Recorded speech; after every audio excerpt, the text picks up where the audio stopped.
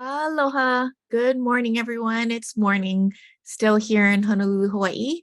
Wanted to welcome you to our session, MD PhD, Is It Right for Me? And I'm Amber Noguchi. I will be the moderator for today's session. I am the Director of Undergraduate Research and Pre-Professional Programs at Chaminade University of Honolulu. I am a first-generation college student, or college graduate, I should say, and grew up in Chinatown on the island of Oahu. I earned my bachelor's degree in biology from the University of Hawaii at Manoa and moved to Seattle to earn my PhD in molecular and cellular biology from the University of Washington. My dissertation focused on understanding DNA repair mechanisms and how they affected cancer progression and chemotherapeutic outcomes. After graduating, I entered the field of science education and taught biology for science majors, non-science majors, pre-health majors, as well as human anatomy and physiology at the college level. I also taught abroad in Malaysia and Saudi Arabia, and it was while being so far from home that I realized I should be back at home doing this work in my community.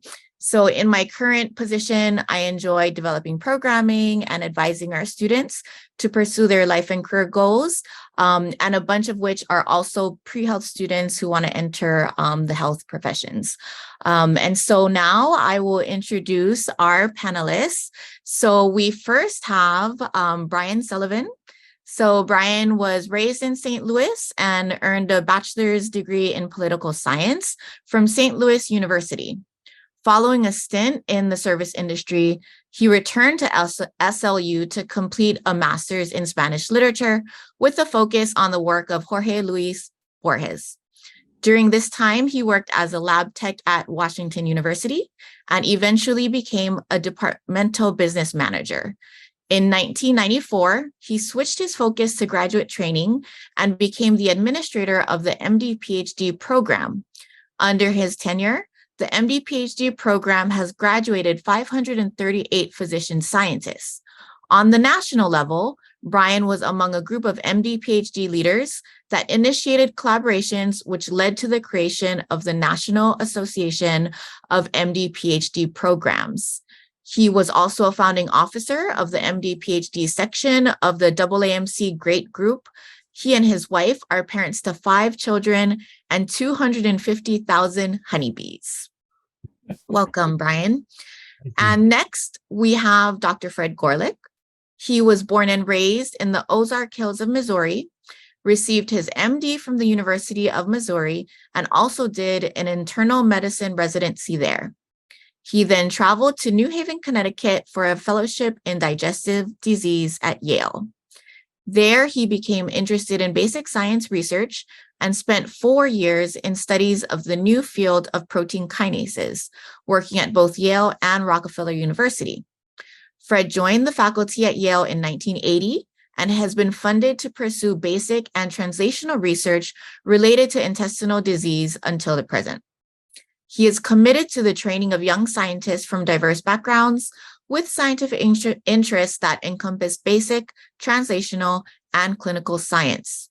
He also serves as the Deputy Director of the Yale MD PhD program. Thanks for being here, Dr. Gorelick. And next, we have Dr. Megan Williams. So Dr. Williams is the Assistant Director of the MSTP and Instructor in Pharmacology at Vanderbilt University. Dr. Williams is originally from Bismarck, North Dakota. She went to the University of North Dakota for undergraduate training, where she received her bachelor's in biology and chemistry with certification in secondary education. She then earned her PhD in 2015 from the neuroscience graduate program at Vanderbilt. Dr. Williams directs the recruitment and admissions process. She leads program communications as well as the outreach for Vanderbilt MSTP. Dr. Williams also serves as the founding director of the MSTP Summer Undergraduate Research Program and co-leads the Vanderbilt MSTP's Anti-Racism, Diversity, and Inclusion Council. She is passionate about mentoring students and helping them reach their goals. In her free time, she enjoys reading, traveling, spending time with her husband and cat, and is looking forward to welcoming her first baby in August. Congratulations, Dr. Williams, and thanks for being here. So now I will share my screen so we can see our slides that our panelists have put together for us. And let's see, here we go. All right, go ahead, please. Okay, great. Well, thank you for those wonderful introductions. And we're all very happy to be here and to tell you a little bit about MD PhD training and what the admissions process looks like. And then we'll have plenty of time for questions at the end. So next slide, please. I should say that this presentation we put together with the help of the AAMC. Dr. Williams and I both are part of a group that does outreach for the AAMC. So big question right at the beginning is what's the difference between a physician and physician scientist? And you sort of heard, Dr. Gorelick's pathway. I dare say there were probably MD PhD programs back when he was going through medical school, but they weren't that common. And so, when you think about it, a physician is, basically a physician gains knowledge through their training. They put it into practice and they help individuals. Physician scientist is more, they do that as well because they do spend time doing physician work, but their primary focus of their career would be doing research. And so they're creating the knowledge that, will advance the state of medical care throughout the country.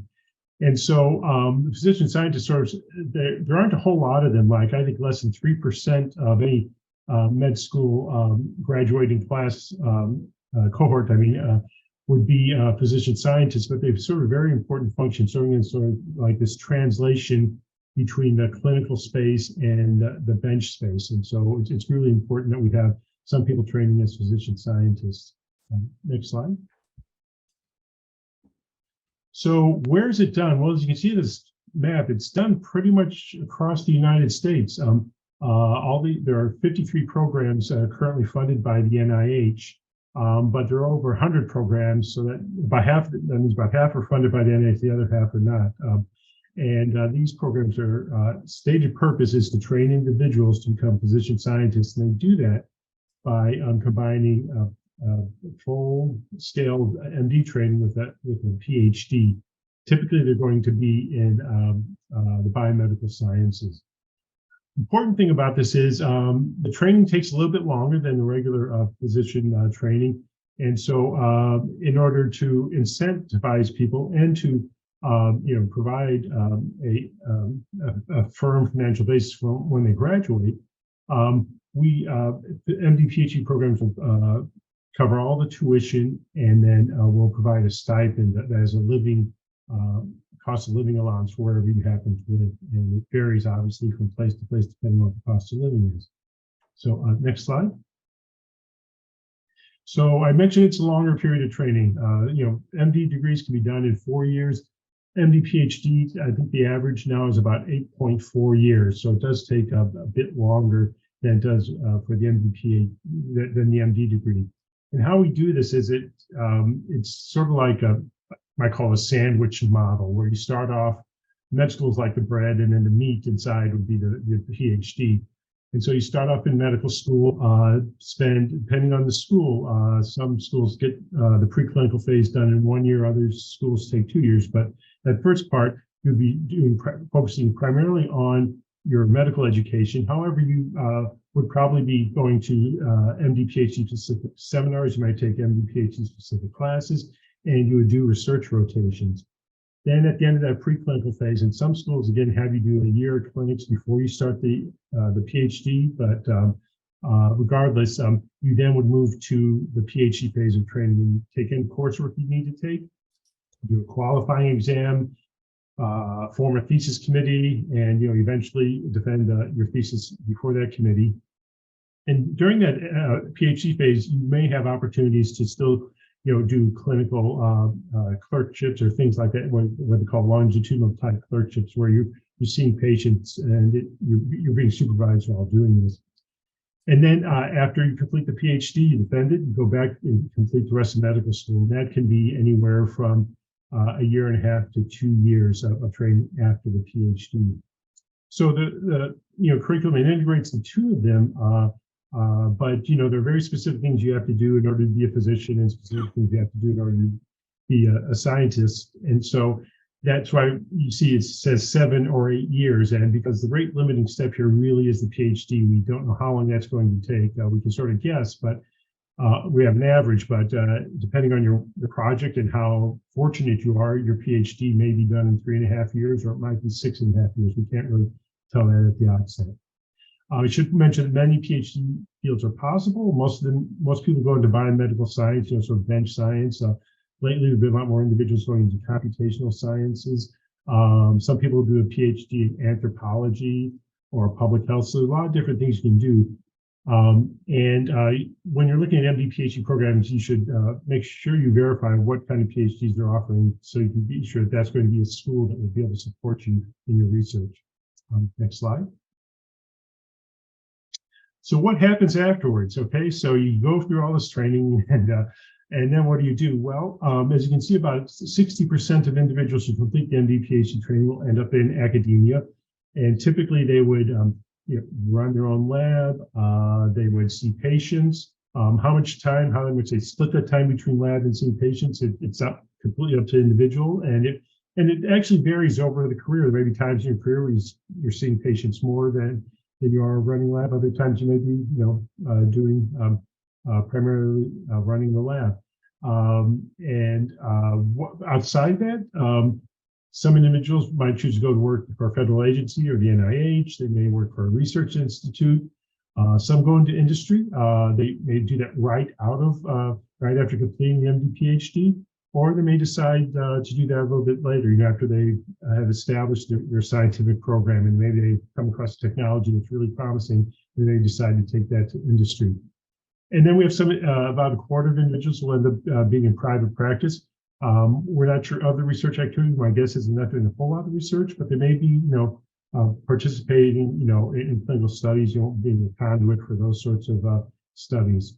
So the kind of research they do, well, you see, it's kind of a lot of basic science, translational. Some people are doing, patient-oriented and health services, and then there's just other things. So MD PhD doesn't prepare you to do just one thing. It prepares you to be able to do a lot of different things, and it's sort of up to you after getting this training which direction you might want to go. Okay, and I think the next slide probably takes us into the admissions process. So turn over to Dr. Williams. All right, thank you. So I'm going to talk a little bit about admissions, and we certainly, won't cover all of the things that we could possibly cover in admissions in these few slides. So definitely ask further questions that you might have afterwards about these things. So next. So one important feature of the review of MD PhD applications is that programs really do take a holistic approach and consider all of these aspects of their application. A few of the things that we might look for, of course, are research experience, which I'm going to talk about more in the next slide. We look at your commitment to the career of physician scientist. Do you know what physician scientists do? Do you know what some of the pros and the cons and the challenges of the job might be? Have you interacted with any physician scientists? And if you haven't, that's okay. But have you taken the time to learn about the career from things that you've read online, taken opportunities to ask questions and to learn as much as you can? Because we really want to know that the students that are coming to our program are committed to this pathway and they know what they're getting into by choosing to pursue an MD PhD pathway. We are going to look at your experience in caring for others or your medical or clinical exposure or service. This could include things like, volunteering in a clinic or a hospital setting, times where you might get to interact with patients. It might also include things like clinical shadowing, time that you spend seeing, what does a physician do? What does that look like? Is that the career that you are sure that you want as well? Both of those aspects can be gained from some of these clinical related experiences, and we like to see those in applications. Now, you might have some less clinical experience than some of your medical school only friends who are applying. And that's often okay, because we expect you to spend a lot of time in the lab. And we know that you only have so many hours in a day. But we certainly want to see that you have experience, working with patients, seeing what a physician does, that you're committed to that aspect as well as the research component. We, of course, are going to look at your academic background, which I can talk a bit more later. Things like your MCAT, your GPA, the courses you've taken, your trajectory over time in school, just to make sure that we feel like you have the potential to succeed in our medical school. We're also going to look at the activities and life experiences that you do. Sometimes this might be a lot of service or a lot of leadership. Sometimes you have to do things like work a job to support your family. You know, all of the other ways that you might spend your time are really important for us to understand, you know, how you're going to contribute to our environment, how you're going to give back to our medical school, how you've had to balance things. All of those different types of life experiences that you've done can help us learn a lot about how you might do in our medical school. We also are going to look at some of those individual characteristics that we might learn from your essays, from letters, from interviews, things like teamwork, integrity, maturity, interpersonal skills, all of these kinds of qualities that we might want to see in our program. So we'll look at your entire application to try to learn, you know, about these different elements through your application. Next. I do want to talk a bit more about what type of research experience we're looking for. I think this is perhaps one of the most important aspects that all programs are going to consider in applicants. As I mentioned, we really want to be sure that you know what you want to get into in terms of pursuing an MD PhD program. So we are going to look for significant, this is substantive research experience. We're going to look to be sure that you've had enough experience to make that decision. Ideally, you're in a lab for a long time, something sustained. It's a bit better of an experience for you if you're able to be in a lab longer term than if you jump around and try a bunch of different labs. So we'll look for some long-term research experience. Ultimately, we want you to be working on a project to be able to test a hypothesis with your research experience. Sometimes you might have to, you know, do things for the lab like genotyping or, you know, making stock solutions, things like that. And that's not really the thing we want you to get out of your research experience, because that's not letting you know that you really love research, you love the process of discovery, and that this is something you want to pursue for your career. We really want to see you having ownership over a project. It's really great if you can have an experience presenting your research. Sometimes that can be at conferences that are more like national, sometimes they're more regional conferences, or sometimes it's even at an end of summer research kind of presentation at your institution or at your home undergraduate institution. And those types of things are really great experiences as well. Publications, of course, are great, but are definitely not something that's required. Programs certainly understand that you know, it takes a lot of work to contribute to a publication. Your projects don't always work out. Sometimes even undergrads are kind of given the projects that have less potential for success every now and then. And we realize that, you know, not all applicants might have a publication, and certainly not all matriculants have a publication. Some do, and it's great if you get that opportunity. But if you don't have a publication and you've been able to present your research and talk about it, that looks great as well. If you've been able to conduct a lot of research in your undergraduate institution and you've gone to summer research programs and you've had that opportunity to get a lot of research as an undergraduate, that's great. If you don't feel like you got enough research experience as an undergrad, or perhaps you learned about research or MD PhD programs a bit late, and you feel like you need to get more research experience, and that's where oftentimes you might choose to engage in full-time research after undergrad or post-bac research. You know, a combination of those things, undergraduate research, summer research programs, post-bac research, are all fine. You certainly don't need to do post-bac, which I'll talk a bit more about on the next slide. So next. So this is such a common question, is, you know, should I take a gap year? Do I need to take a gap year? Does everyone who gets into MD PhD programs take a gap year? All of these types of questions. And we are seeing more and more people take gap years as they're applying to MD PhD programs. But we want to be clear that we don't think that you need to take a gap year in order to get into an MD PhD program. And so we've got on this slide, you know, some times in which you might need a gap year. If you're not really sure what you want to do and you need more time to figure it out, that is a great reason to take some time off and do full-time research. If you haven't yet gotten enough research experience, if you don't feel like you've gotten enough, or if you really don't have very much, if you've only done research part-time your senior year, you're not going to have enough research experience to know that you want to go to MD PhD programs. And so you're going to need to do more research experience. Or I mentioned, you know, if you're the person who's worked in a lab, but you've never really had your own project, you've never really thought deeply about your project, that type of thing. You've just not gotten the opportunity to get engaged in that way. And so you're a little fuzzy on what it might even mean to do research for your career. Great reason to take more time. Sometimes people just don't have enough time in undergrad to do all the things. They didn't yet take their MCAT. They had to take a course, later on, and so they wouldn't have gotten the time to finish that. Or maybe you really just personally do not want to go directly to an MD PhD program. You want a year off. Those are reasons that it'd be perfectly fine to take some time off and take a gap year. But sometimes we have people who have a lot of experience as an undergrad who really know that this is what they want to do, but think they need to take a gap year. And that's not necessarily the case. If you feel like you've gotten a lot of research, you're pretty strong, you know that this is what you want to do, and you're ready to apply, then you certainly can go ahead and apply.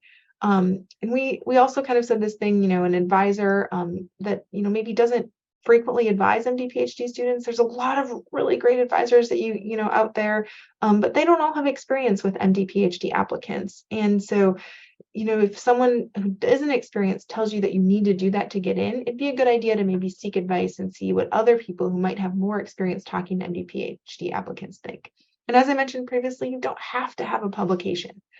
They can be helpful, but certainly aren't required for applicants. I know for our program, not everyone that matriculates has publications. If you do take a gap year, what should you do? Next. Research is pretty much what we want to see everyone doing who applies to MD PhD programs during that gap time.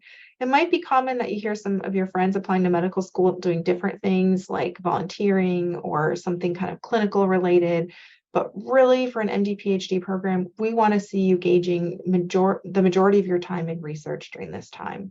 That might be as an employed position, so like a research assistant for a lab. Maybe you've worked in that lab previously in the summer or in the school year, or maybe not. Maybe it's a new lab. Either of those are fine options.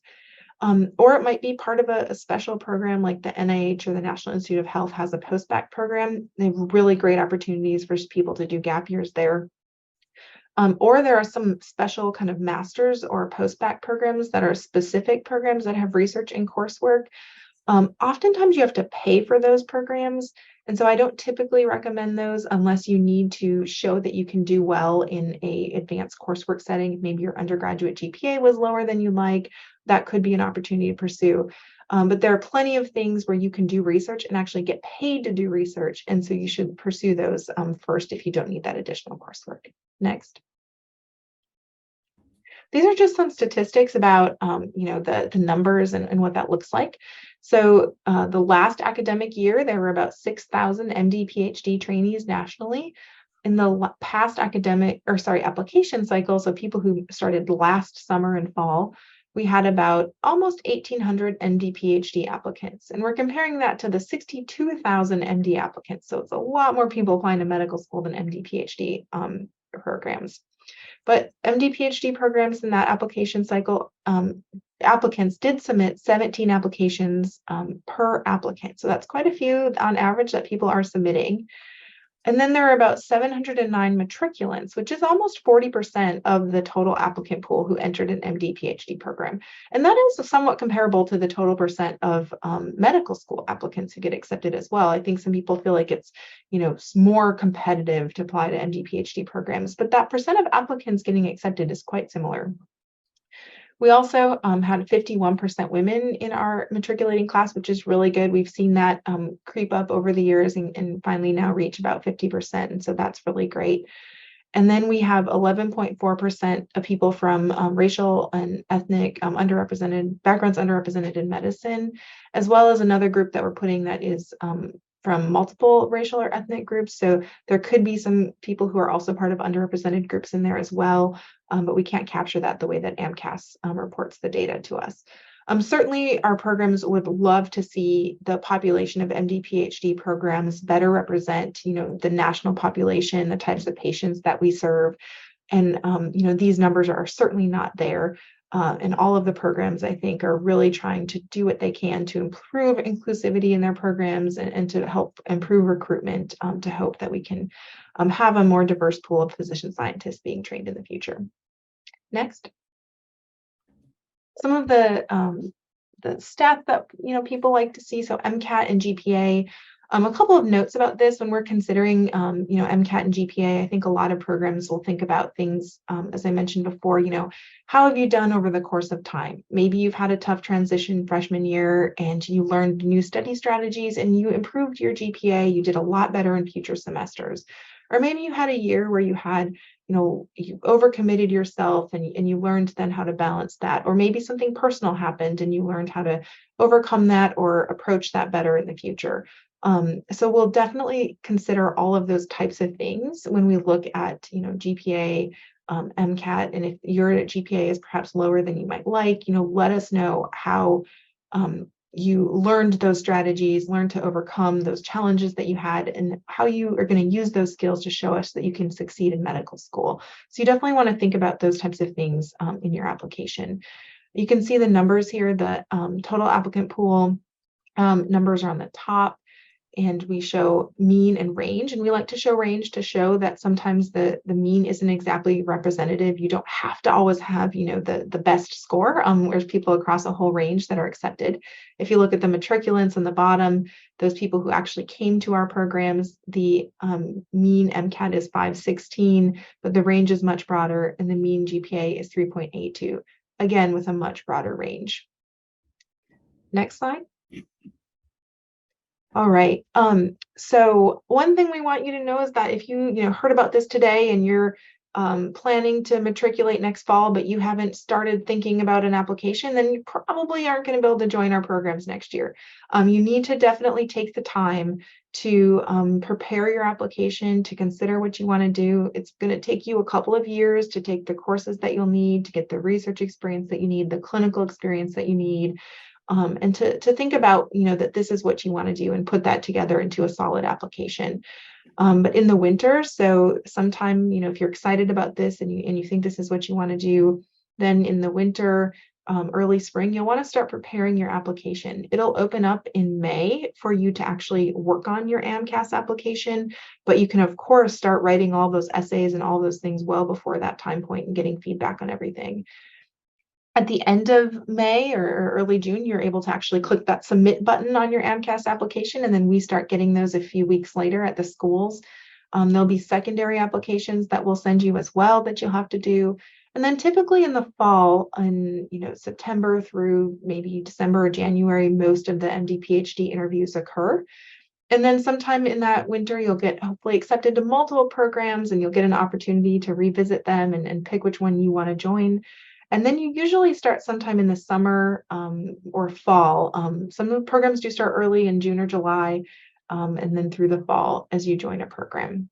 So you'll want to think about that timeline and keep that in mind as you're planning to apply to programs as well. I think that's our last slide. Next. Oh, one just brief thing. We do share our emails here, so if you have questions in the future. And I just want to really, we're going to answer questions, but really have you, there are websites with information here. There are people that you can reach out to, people at your institution, people where you might be doing summer research. Don't hesitate to reach out and ask questions and find the information you need about these types of programs. Thanks. Okay, thank you, everyone. Let's see. So we have a couple of questions in our Q&A, and actually this one is a timely one. So in light of the recent Supreme Court ruling regarding affirmative action in education, what steps will be taken to ensure and increase diversity in MD PhD programs?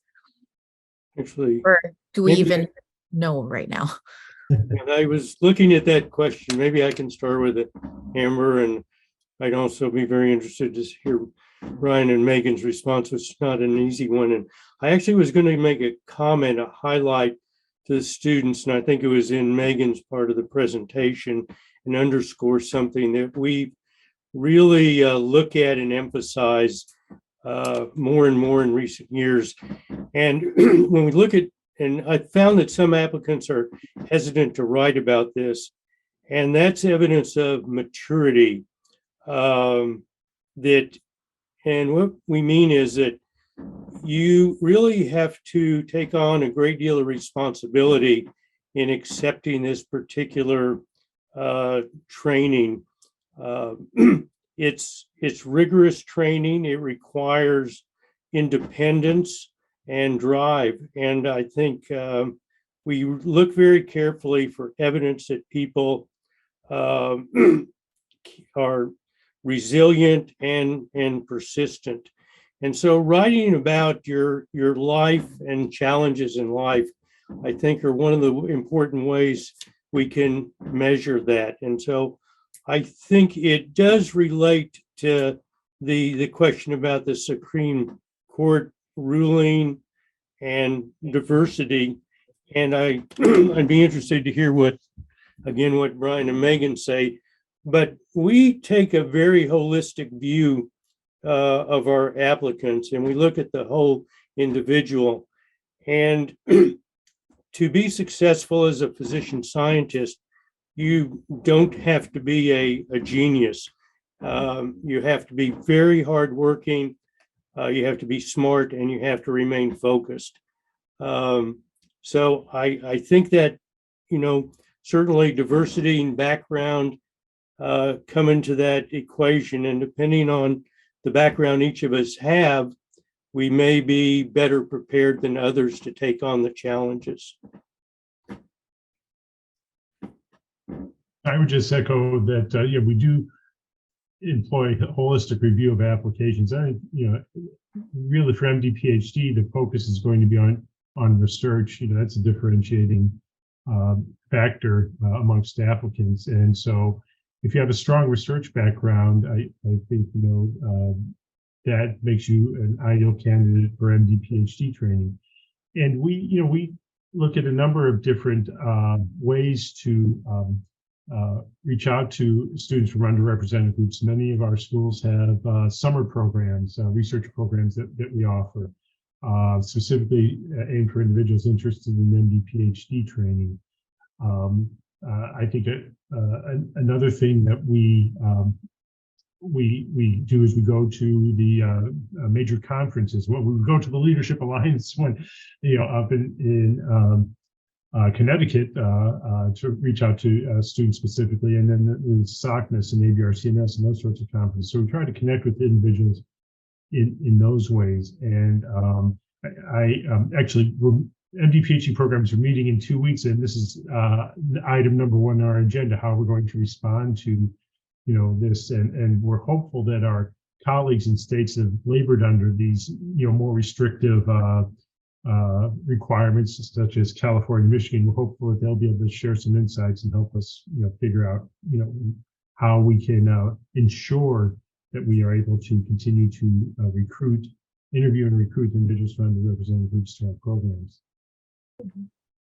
I think one thing too that was in the ruling is that we certainly can take into account how someone's lived experiences have shaped their attributes and qualities and characteristics, and in essays, if you talk about experiences that you've had because you faced adversity or because of your background or your life experience, you're motivated to pursue research in health disparities or to social advocacy or something that is because of your personal story, and this motivates you to pursue this career or has given you characteristics and qualities that we want to see in our applicants. Those types of things coming out through essays and through your AMCAS experiences will be more important than ever as we're holistically reviewing these applications. So for applicants thinking about how can I make sure to tell my story through my application, I think is going to be really important as well, because we are certainly going to educate our committees, educate the people that review, and make sure that we are absolutely paying attention to all of these characteristics of applicants in the ways that we can with the Supreme Court ruling. So I think, this is new and we're all going to be approaching this together, but thinking about how you can really tell us about you is helpful now too. One thing actually I wanted to just reinforce, and Brian mentioned this, and I think I would strongly encourage you all to consider this, is that a number of medical schools with MD, PhD programs participate in summer educational research experiences. And not only does it give you direct research experience, it gives you mentorship in preparing yourself in the case of our program, to apply either for an MD, PhD, or PhD program.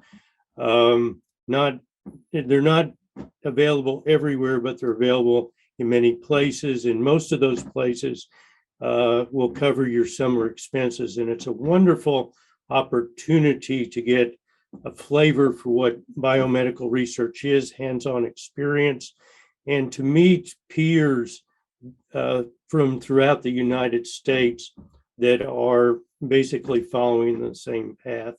So I'd encourage everybody seriously thinking about it to seek out one of these programs. Often the applications go in actually late fall, early winter, so you need to start thinking about those soon.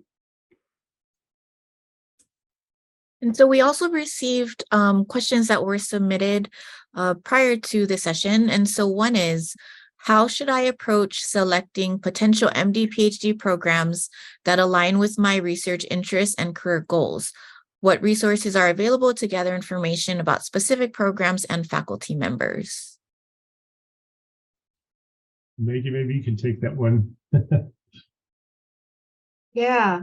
Unfortunately, there isn't the most massive chart that's going to list all of the pros and cons of every program. So you're going to have to look at program websites. You're going to have to, think about the schools that you're interested in and see what the features are of that program. If the things that they're saying about their MD PhD program resonate with you, if the faculty at their institution seem to align with your research interests, you're going to have to look through all that and do your homework. In the same way we're going to read all of your applications, you're going to have to read about our programs and figure out, for a program for you before you apply. There are some things. So if you are interested in a PhD program that is considered like non-traditional, so there is a website on the AAMC MD PhD website that does list some programs that have more PhD programs that are considered non-traditional, and what examples of those might be things like sociology or economics or informatics or health policy, public health type programs. Those are not as common as more of your traditional biomedical sciences programs, which are probably at most programs that have an MD PhD program. But those other ones, you're going to want to, make sure that they're at programs you apply to. But I think you're going to live there, so certainly location is something that you might want to think about. I think you want to apply broadly though at first, and then not always just apply to a certain corner of the country, because sometimes then you might really limit your opportunities at first. But thinking about all of those things, you just have to do your homework and find out. Talking to students, talking to program faculty if you have the opportunity, program representatives, that can be helpful too, to answer some questions and learn more about sort of what the vibe of the program can be like too. I think that Megan mentioned it's not really well laid out among the programs, and you do have to do homework. And one of the pieces of advice I give to our undergrads is it takes more time to do your secondary applications than you might anticipate.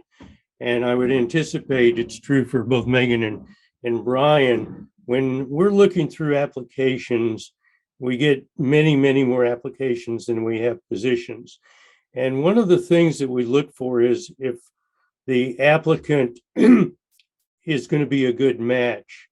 And the way we learn about that is whether they've taken the time to understand what might be special about our program, our environment, the kinds of patients that you might see in the hospital, the way the medical curriculum is taught, the different types of research that are available. So one piece of advice, and there are several questions I saw came in about what makes an application strong, but at least my view is taking the time in your secondaries to really do a little research on in the institution and talk about why you're particularly interested in Vanderbilt, in WashU, or possibly even coming to Yale. Okay, so that was great information on the secondary. There were some questions more related to the primary application. So specifically, if you could kind of talk more about the main components of the application. So research experience, personal statement or statement of research, and then also letters. So should it be letters of rec or committee letters? And can you, just explain a little bit more about that part? So as the non-scientist on the panel, I'll just say, I think the essays are incredibly important. That through that you're able to communicate with us, your how you think about science and your understanding what it has, what you've been working on. Some people work in great labs, and Megan mentioned it earlier, right? You might be functioning more as a technician, and you may not really have been able to really deeply engage in thinking about that science, and that will come across in your essays. So I think at the same time, you don't want to make it too sciencey, if that's the right word. You have to recognize that you're not, let's say your work is in biophysics. The chances that your application is going to be read by somebody who's a biophysicist, they're probably relatively small, from program to program. So you need to be able to speak to a broader audience. And so, it needs to be definitely sophisticated, but if you descend into too much jargon, you're going to lose your audience. And so I think with that research essay, I would encourage you to have people read it from perhaps different backgrounds, just so they can give you some feedback on that, and make it lively. Tell us, okay, this is the project I work on. This is why it's important. What's particularly applying to MD PhD, is there a health importance to it? So this is why it's important. And then take us through the steps. What was the hypothesis? What approach did you take? What the results? How do you interpret those results? And what's your next question? And so if you sort of follow that outline, you can give us a pretty good understanding of how you're thinking about this, and we can make some evaluation about whether we think you would be a good fit for our program. So I think that research essay is going to be a key component of your application. The personal statement's important as well, because you have to remember you're applying to an MD PhD program. You're not just applying to a PhD program.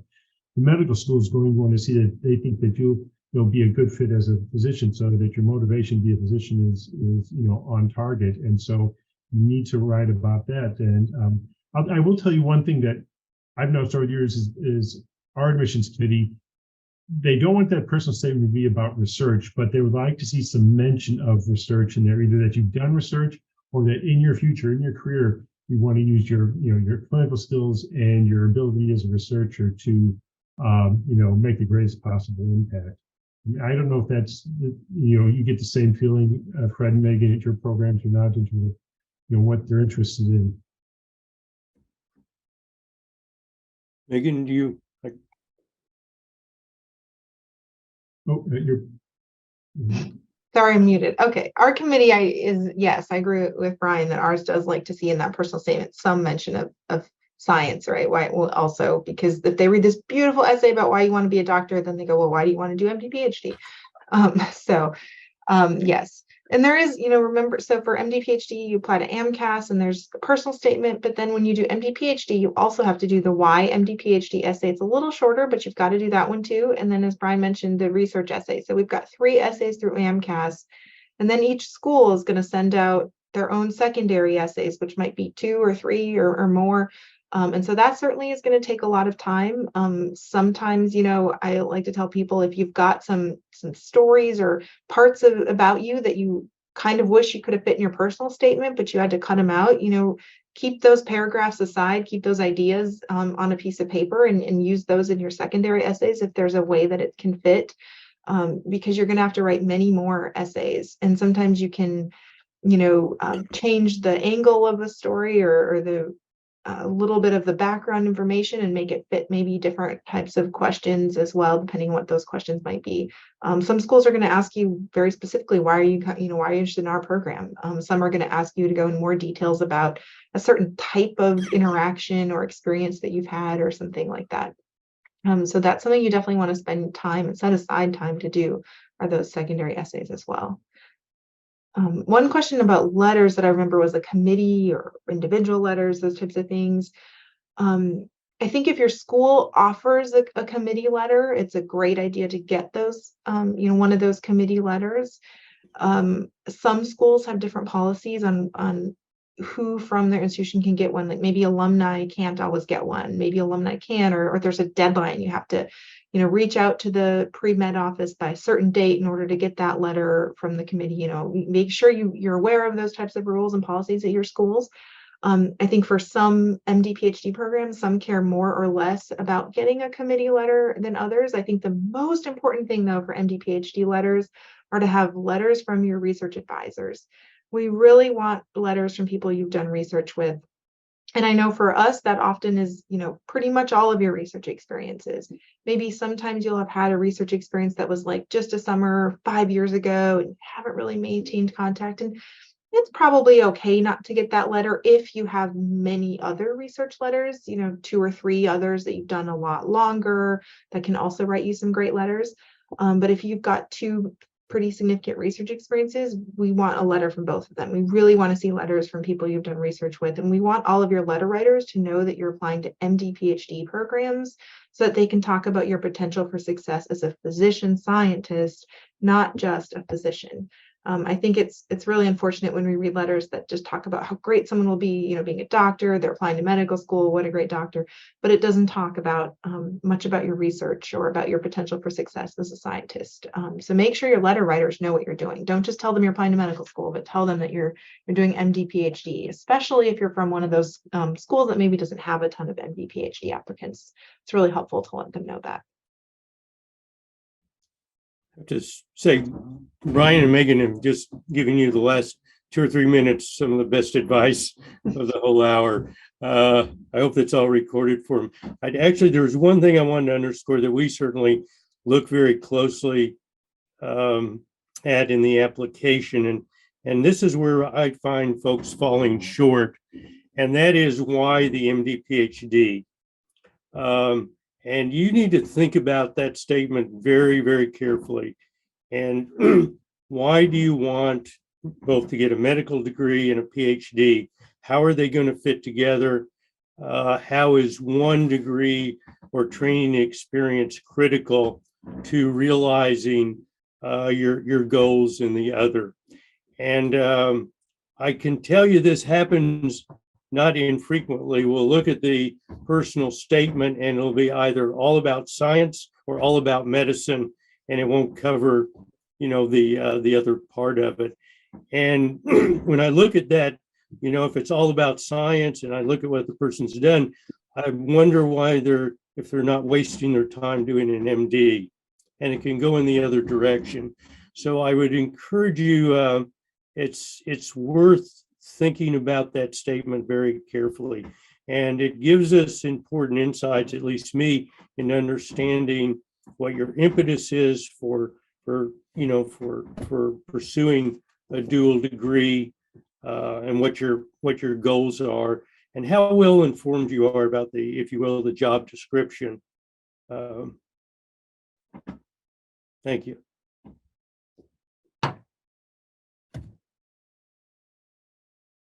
Okay, so actually, I guess a related question, right? So when students are applying to MD, PhD programs, do you find that many of them apply to the individual MD only or PhD only? And, does one or the other affect, how they might be viewed in any of those situations? I saw that question, actually. It's an interesting question and one that often comes up. And so the way it was posed was you apply to the MD PhD, you don't get in, but is there an opportunity then to get into the MD program, the MD component or the PhD component? And it'd be interesting to hear what Megan and Brian say about that. So different schools actually on the application do it, I've found, in different ways. And there's usually a statement, and Yale will state that if you apply to the MD PhD program and do not get in, you have an opt-out option. They will automatically default you into the MD application, and you can choose for that not to happen. Other institutions will have separate applications for an MD and a PhD. And I don't think they would, the committees communicate with each other. They'll have knowledge that you're applying to both. I don't particularly think it would affect your application, but I don't think there's a uniform policy for this. I don't think there's any default into PhD programs in those applications, but there's possible joint applications to MD and MD PhD, or if you don't get in the MD PhD, you can default into the MD program. Ryan, Megan? Yeah, I think, for us, if you're not interviewed or accepted by the MD PhD, the medical school will automatically consider you. But I do agree it will vary from school to school how that's handled. And on the PhD side, if I see somebody who looks like a strong PhD candidate, but maybe doesn't seem to be strong on the MD side, I will ask them if they'd like to be considered by one of our PhD programs. And that it's worked out that several over the years have actually gone the PhD route after, a referral from the MSTP here. Yeah, I think so similar. Ours, you actually can't apply to MD and MD PhD. You kind of have to just pick one. We have sort of a different review process that is more parallel and not as much working together. And so you pick one. But for PhD, we've certainly had people that apply to both PhD and MD PhD thinking, they would rather get a PhD than nothing in if they don't get in, and that's perfectly fine. And then sometimes we'll have people in their first year of graduate school apply to the MD PhD program. It's not super common, but it's something that people will do if they maybe didn't get in, and went to a PhD program instead. And you can certainly, as we mentioned in the beginning, do these things in different ways. The MD PhD program is not the only way to become a physician scientist, right? So there are other ways to become a physician scientist. And this is where you can sometimes, think creatively about what that might look like for you. Awesome. So this kind of leads me to the next question. So typically, of course, MDs will go on to do residency. PhDs will go on to do a postdoc. But for MD PhDs, can you talk a little bit more about what happens next? So do those people do residencies and postdoc, or, what essentially happens next? I'll get started. About 98% of people who graduate from MD PhD programs will do a residency. So it's very common. Those that choose not to, some will go directly to a postdoc. Some may. We've had students, they've started a company while in the program, and so they may go out and start a biotech firm. But yeah, almost everybody will do a residency, and most of them will go into what are called research-oriented residencies, where they have a research component built into the residency. The idea is that it sort of launches them on the pathway to becoming a faculty member. Those are called PSTPs as opposed to MSTPs. For most individuals, that's the logical step. You do residency, and then you do you may specialize in particular. Let's say you decide you want to be a GI doc, so you do a GI fellowship, and you follow that up with a more research-oriented period where you're an instructor, and then hopefully you start your faculty position. I'm talking about it like it's just really quick and easy. It's not. I mean, it is unlike MD PhD, which is a pretty well-established pathway.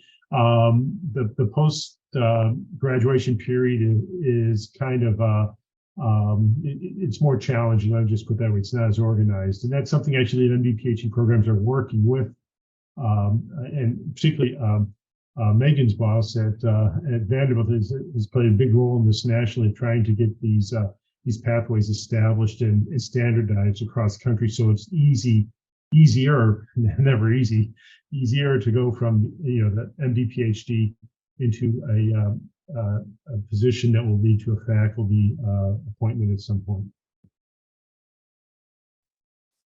So the programs that Brian mentioned he said they're becoming much more popular, and it's a special pathway in residency training. And it was first started in internal medicine, and now I think it's disseminated to pediatrics, neurology, I think is adapting it. Some surgical programs have sort of a form of this also. And what it does is it cuts your clinical training by a year, and it adds to a subsequent fellowship 1 year of a research experience. And I think the question came up in the one of the questions: what kind of advantages do you potentially have with an MD PhD when applying for residency?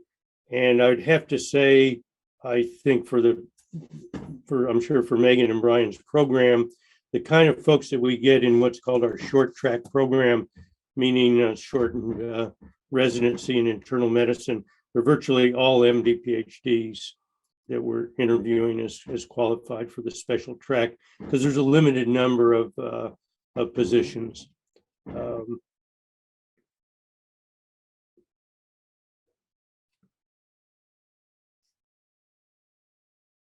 Okay, so I know that we are getting close to time. So if each of you could just share a little bit about your advice for students to help them stand out from the large pool of candidates when applying to MD PhD programs. So anything in particular about specific experiences, courses, knowledge that you can recommend to them? I'll go ahead and start. Well, Go ahead, Fred. Okay, so absolutely critical, no typos. And I would engage your good friend who's an English major to read it over and to be sure that it's absolutely perfectly written. And I'm very serious about that. And all of us at this point in our lives, people looking at this, they really notice contributions that are not well written. And it's worth really taking time to do it very, very carefully. And the other thing we look for is really a history of commitment. And one of the things that came up in Megan and Ryan's presentation is whether to take a gap year. And I think we look to see if the applicants have really been committed to this. And one of the ways we measure commitment is how many years you've spent doing research, and if you've had some clinical exposure or done mentoring, if that's been a substantial experience also. So, and finally, have you really thought carefully about why you want these 2 degrees? And I would just say, this has to do more with interviewing, but when you interview, you need to be able to talk about your science and answer questions from people from a variety of backgrounds. And also, the other part of the interview is the interviewer will tell you about their research, and you're going to be evaluated on your ability to think on your feet and come up with good questions.